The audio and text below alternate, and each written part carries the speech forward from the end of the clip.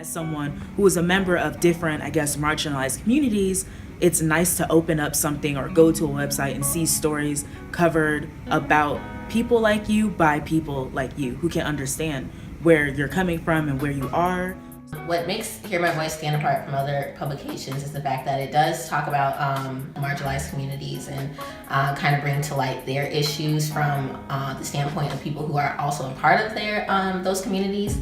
We mainly focus on the stories of people or communities that don't get told. So a lot of the stuff we write and cover about, you're not going to read in the DI or in the News Gazette or something else. You know, we have like Black voices in Huffington Post, or like, you know, something that is set apart from like the main publication that kind of like focuses on those issues. But the point of Hear My Voice is kind of to bring those to the center and talk about those as a main platform instead of like a subcategory. There's more empathy in Hear My Voice stories, even when the stories are not like, so if I wrote a story about Standing Rock, though I'm not Indigenous or Native American, I can still empathize with these people and it comes through in my piece. And I don't feel like that happens a lot with other media publications.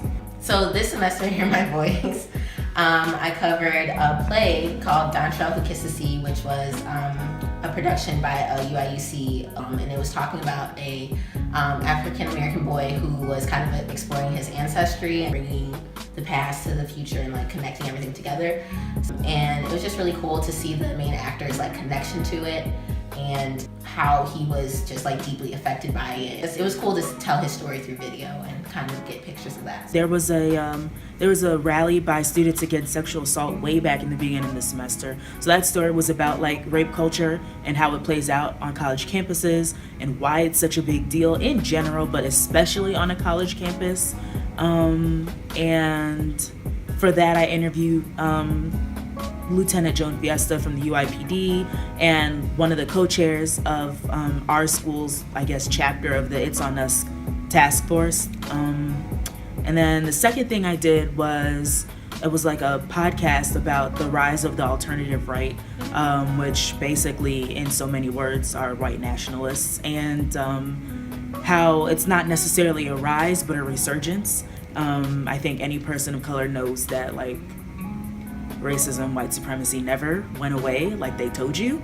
So that was what my second one was about. And the most recent one that I just submitted was basically about stress, how it affects college students, how to de-stress, especially around finals, and just really, I guess, intense test taking periods.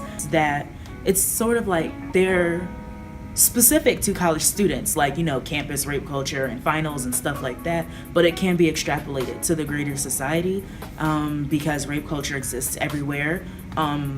White supremacists exist on this campus and off of it, and everyone gets stressed out. So that's what I feel is kind of relevant, that though it's like a college student can look at it and be like, yes, I agree, or yes, I understand, so can someone who's not in college. I think that's special about Hear My Voice too. It's an opportunity for, like the title says, for your voice to be heard and to be able to talk about the things that are important to you and important to people that are like you. And even if they're not like you, kind of to have that more of a creative liberty and more of a opportunity to like explore different forms of journalism that aren't just like the mainstream cookie cutter thing.